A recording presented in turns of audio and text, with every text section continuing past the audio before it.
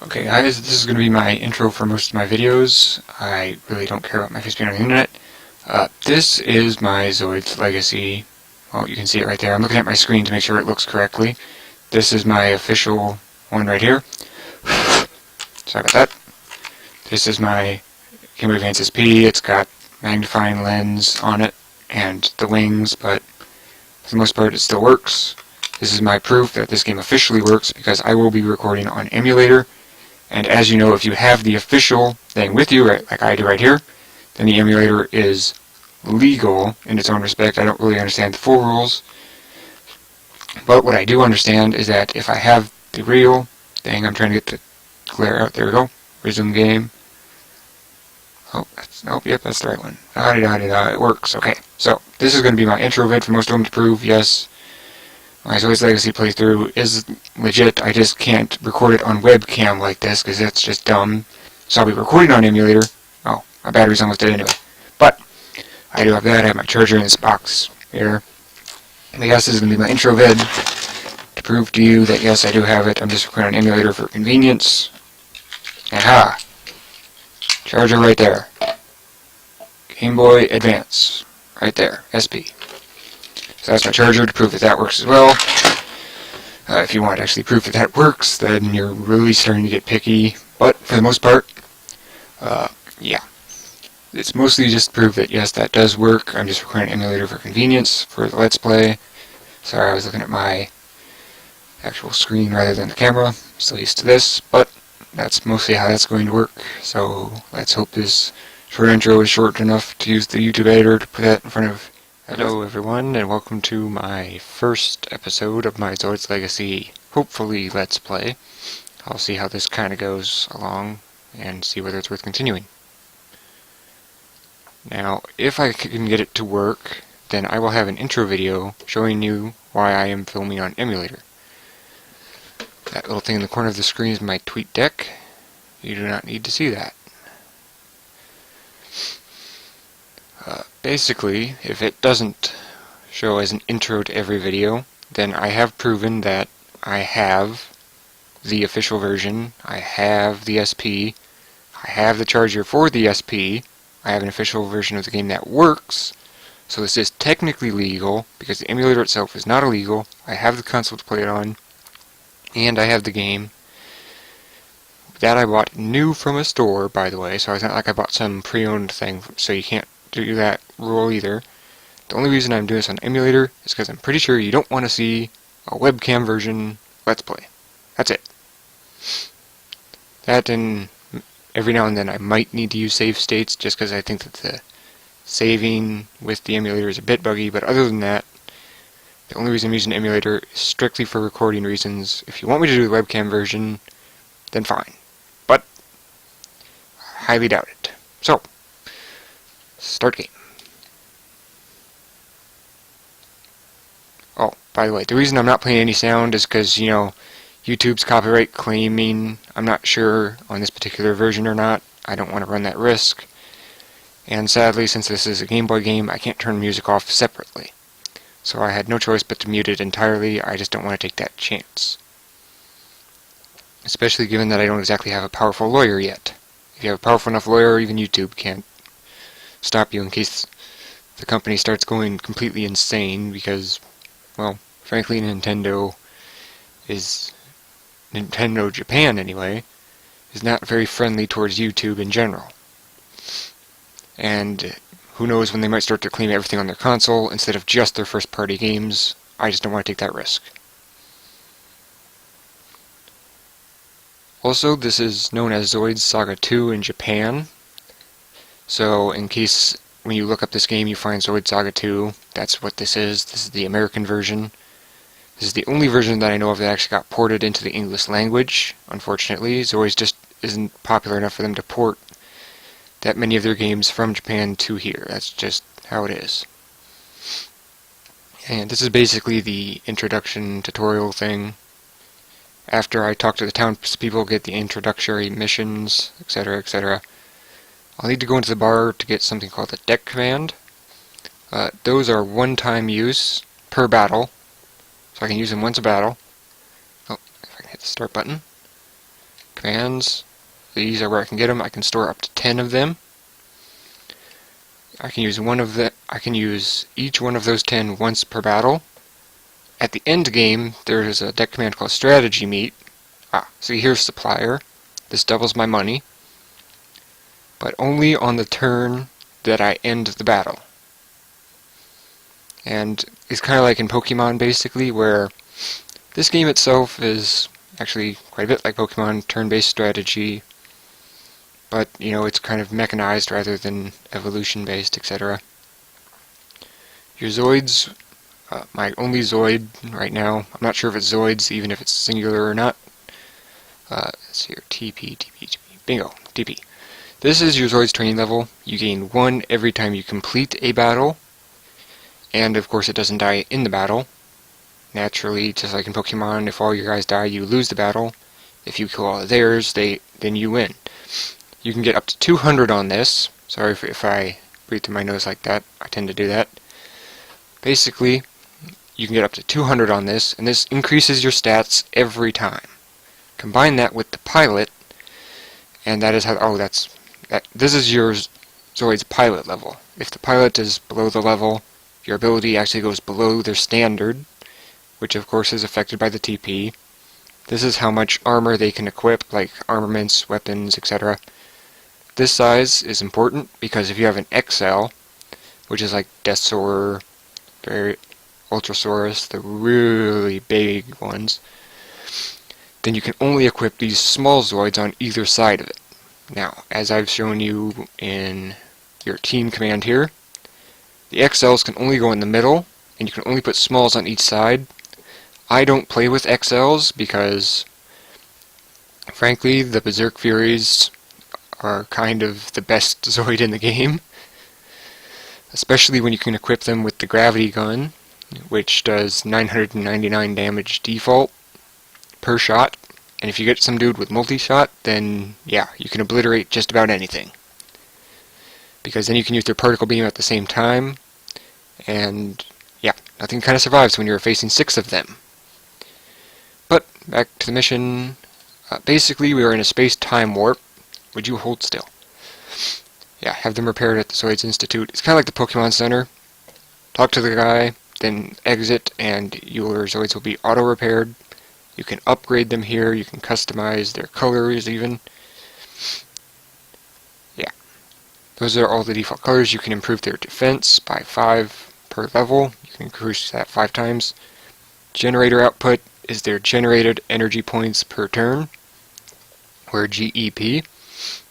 Each attack requires a certain level of energy points to use, and as long as you can generate enough per turn, then you don't have to wait, which is what you have to do when you don't have enough to do an attack. This is to improve the offense of each weapon. CAU is customizable armor unit. Basically like Liger Zero, you can change its armor from Jaeger to Snyder to default, etc. Zoids development is how you build the Zoids. Repair is for when your Zoid has 0 HP. You need to have them rebuilt, and you have to pay for that. This guy down here gets you the ability. By the way, this guy talks a lot. He tells you about the deck commands. I'm going to skip over it because I already explained it, and if not, then I can explain it a little better. Basically, this guy will give me something called Data Gather, which allows me to gain the Z data of the Zoid, so basically like gaining the blueprint of the Zoid for these guys to build them for me. Now the other thing that you'll need to build a Zoid is their Zoid cores. I don't think I have any Z data, or else I'd show you. Yeah, no Z data found. But if I did, I would show you. Did I already talk to you? Sorry, I had the windows open. It's kind of warm here. This is basically just more hinting that space and time is kind of fused together all into one singular world, so don't be surprised if you see a lot of the guys from the TV shows. Zero is an original character for Zoids Saga 2. See, this is one of the guys I need to talk to, because your main objective is to do all the tournaments, defeat the bad guy, etc. The tournaments themselves are kind of like the Pokemon gym battles, etc. I feel like I need to turn down my mic. Basically, each Zoid battle has kind of their own special stats, which is unlike Pokemon. In Pokemon, you choose whichever one's best. Zoids don't really have types, they just literally have their attack, defense. There are armors that mess with the types, like say here's Armor Plus. I'll equip that. That is 5 armor. Now the A means I can equip armor, O means I can equip offense, and then the A is armor as well. As you can see, Armor Plus, if you look at the lower right, you see its WP is 5. So my Zoids can equip, so it will take up 5 CP of my Zoid there. You can see that right above it. Below that you see the word passive.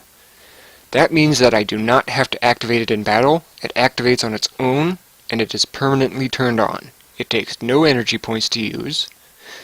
It's just kind of there. Oh, wait a minute, almost forgot something. Laser machine gun. Also, something I want to explain on this screen. If you look at the lower left, you will see TG.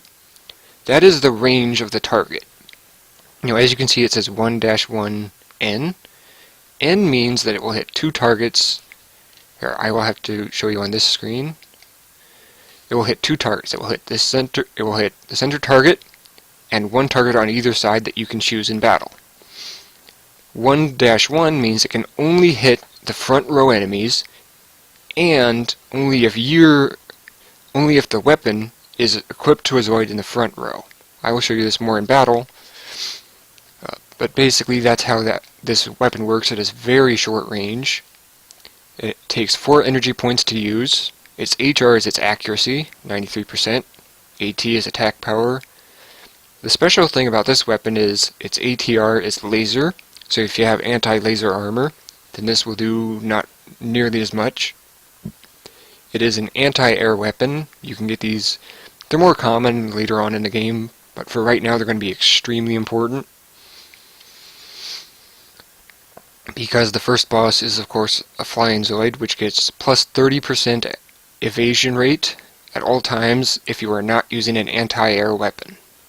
Now keep in mind, in later game, that's not going to make much of a difference because my pilots will have a very good accuracy, that is, visual recognition, is here. Yeah, weapon hit rate. This increases your percent to hit. What this does not do, however, is your Zoid's sensor accuracy. This is a bit different. I don't really understand what the difference is, but I know that they are different enough. I'm sure I have my book around here somewhere. This is my durability. This, if your pilot freezes, no. If your pilot has a down arrow, it's like pilot down, it's a status effect. What that basically does is it sets your Zoid back to their default stats without the pilot's buffs. So without all of these stat buffs. When your pilot wakes up, then that turns back to normal. This is your mobility speed. So this decides when you can actually evade a target. This dictates when you can move in a battle. Flight and swimming Zoids are surprisingly both sea and air Zoids are supposedly in this game the exact same, so anti-air will work on the water Zoids because they can't go on land, they have to fly for some reason. Why, when they're sea Zoids they can fly is beyond me. Then of course the HP, this increases the HP of your Zoid with this pilot. Now this is a Liger, this is your pilot's specials. This too means that you will add 10 levels when you're equipped to a Tiger or Liger Zoid for Zuru. Zuru levels up his Tiger power to 3, so you gain 15 instead of 10. As you saw on the Zoids, this requires a trainer level of 3. Now Zuru is only level 1, but because he has both Liger and Tiger, I'm pretty sure the Saber Lion is a Tiger, you get plus 10 levels. So that means that he's really level 11 for the Saber Lion, so he doesn't actually get stat debuffs. I forget how to check it though. Let's see, change Zoid. Is this okay? Oh yeah, I can't unequip him yet. Is this okay? No, of course not. Yeah, so that won't change. This is the database where you can see all the Zoids you have found. Sadly, they have sub-menus, so I can't really explain it that easily. I talked to you. You said about the Zoid battles. Where's the wild Zoid guy? There's a guy that talks about how there's wild Zoids out there, and Zuru is from a world where those don't exist. So he's surprised by it, and you encounter them for your tutorial battle. Where is that guy? I can't leave until I talk to him. Bingo.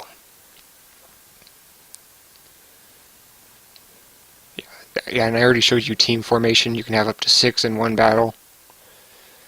We won't be having 6 until, I'd say, second or third part in the story. Now, these enemies that we're about to fight are called Mulgas. These are the shittiest Zoid. Well, sorry about the language, but these are the worst. Oh, you gotta be kidding me. I forgot to put supplier in. Now, what I can show you at the beginning of the next battle, see? I can only hit the front row, I can't go back row. It would show the back row if I could, but it hits the center and one target on either side that I can change. That is what the 1-1N means. Now V, I think it's a V, hits everybody in the vertical row in front or behind based on their actual distance. You know, like if it's 1-3, then it can hit any of them regardless of what Zoid is equipped. If you put your Zoid in the back row, then you need a 2 or a 3 to hit the front or back rows respectively. Now, some weapons are actually so strong that they can only hit the back row from your back row. That is kind of a double-edged sword in its own respect, because you can only hit the back row. That weapon is useless if you can't hit the front row. If it only hits 2, then it can only have a range of 2 rows, you know? Oh, right, skipping combat. Now, the Mulgas actually in the show have kind of this weird retractable turret sitting on top of them that they can use in combat. As you can see, this guy just went for broke. It's a technique called go for broke. They pretty much just try to tackle you. These Zoids are literally the worst in the game outside of the Hellrunner. The reason that the Hellrunner is worse is because the Hellrunner cannot be upgraded. Now, the Mulga can be upgraded to 2 forms. The Cannery Mulga, where it has just a cannon mounted on top. It's still kind of bad, but at the very least it has some level of damage. And, well, frankly, I'm not going to be doing this. There's this technique, but I don't want to spoil it, where you want Zero to be level 1 until after a tournament called the Galil Storm Tournament. I'm not sure if I'm mispronouncing that, I don't think I am. Where he'll encounter a partner that is an organoid, and you will need to... it will level up at the same time you do. Now this is another main character. She's pretty involved in the story. She is way better than Zuru. I just want to point that out. Now here's reason number 1. She has an ability called multi-fire. So if I equipped a gun to her, then she could use both this gun, hidden in the neck of her tiger, and combined with the weapon equipped to her. So she can fire twice. Keep in mind, you will run out of energy very quickly if you use that technique. So sometimes you will need to live without, and sometimes you might even have to live with waiting. Now, since Zuru is that bad, I'm probably going to show you what waiting really looks like. No, I'm not going to wait with you. You can attack. Die. Oh crap, I forgot to show you about the last minute thing. I'll show you that next time. Now, if I wait here, then I will generate 2 EP. That is my GEP kicking in. It will kick in twice if you wait. If you do not wait, then you will just generate that 1 amount every turn, which is what it's designed to do. Generated energy points per turn. Now, as you can see here, there is an assistant technique called the Ion Booster equipped. This is an active upgrade, but this one is built in. So you can actually get ones that you can add on to their armaments that cause speed boosts, etc. Sorry about that. By the way, that 1200G that you just saw is the money in this game. I don't know if it's actual grand or if it's just G as in the unit. And these little guys are called Gustavs. These things are virtually impenetrable. They have very decent armor despite their small size. Sadly, you cannot actually use them in battle. They're not designed for that. Aha! See, you can change what your team is. And this is the last minute thing. And also, I almost forgot to add my commands. But I can do that here, thankfully. And then there's start the battle, and then there's just run away, because I really don't want to deal with them. Yeah, next episode I'm probably just going to... Aha, here's the other two shittiest ones in the game. The Gator and the Hellrunner. The Hellrunner is literally the shittiest in the game. I know some people will probably say it's the Moga or the Gator. Now the Gator just did a stat boost of SR 500. I think that's sensor range.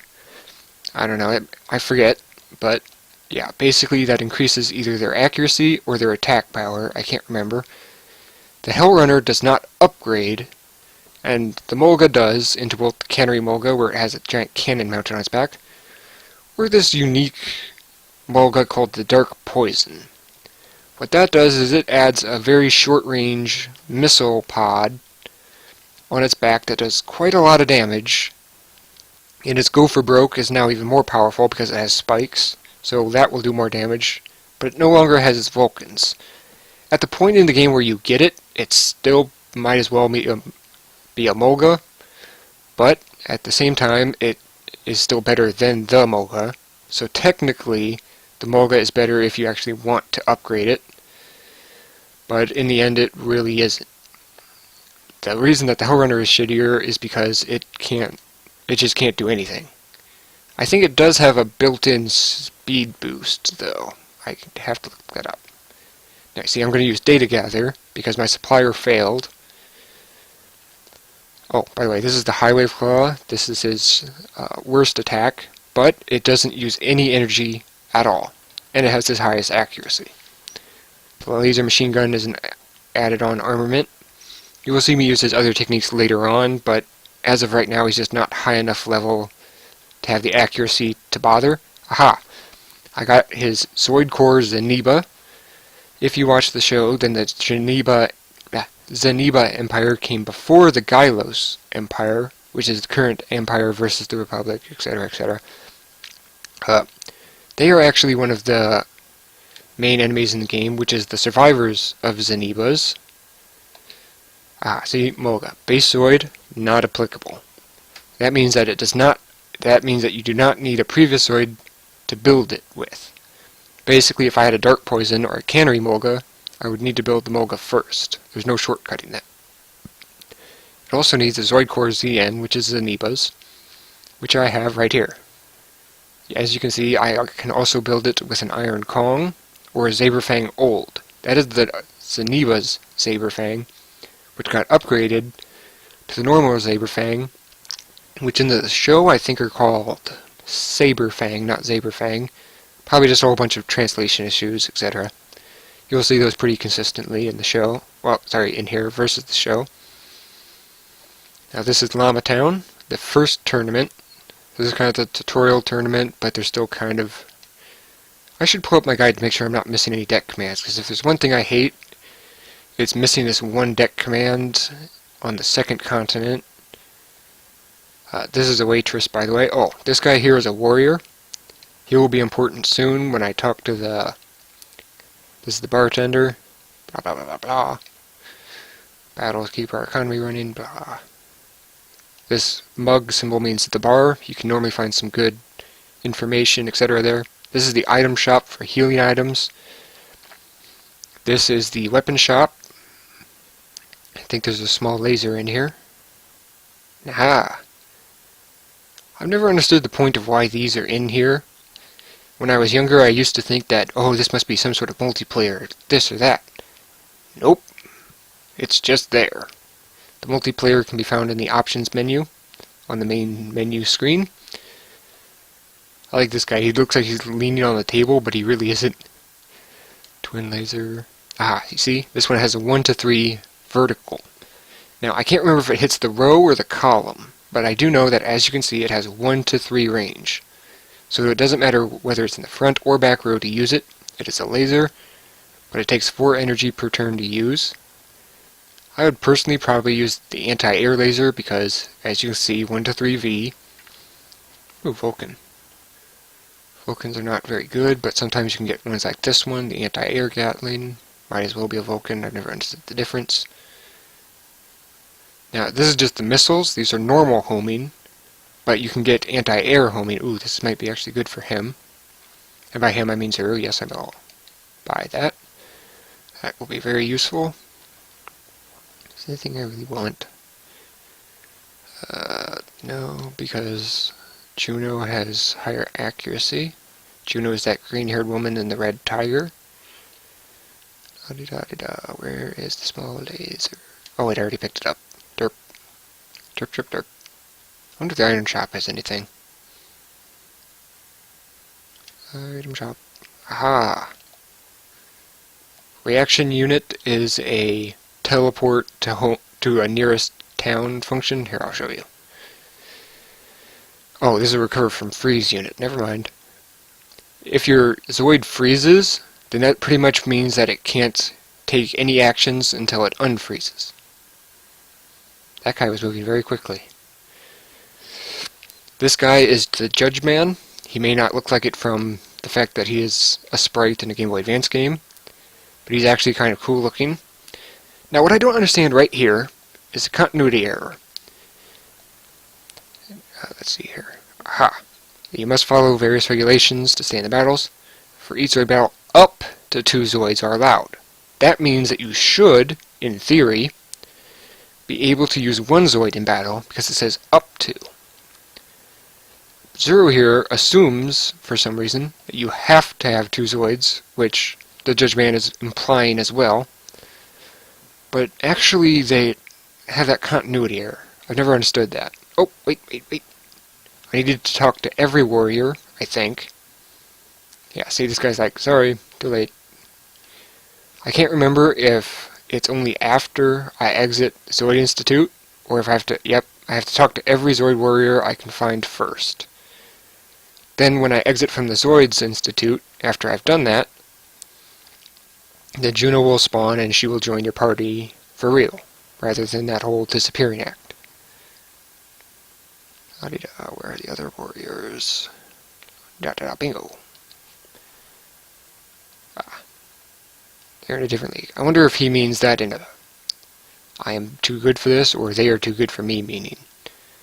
I'm pretty sure you only have to talk to ones in the overworld, but I think they're... Oh, that's just a town person. I've never understood why Zero is wearing what appears to be some sort of lacrosse armor or something. For those who don't know, lacrosse is kind of I want to say a South American sport. I don't really know. This is a female Zoid warrior, by the way. Would you hold still? She's not participating. She's waiting. She's probably they're probably waiting in the old village. Talk to this guy to repair the Zoid. I'm not going to upgrade because I'm probably going to sell the Saber Lion. Hello, Juno.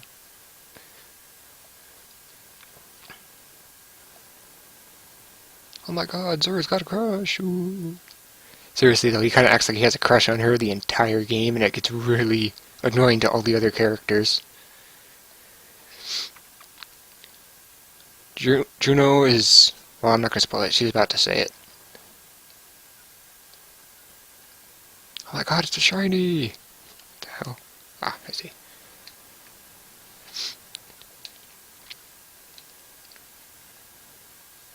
It's a memento. It's shiny.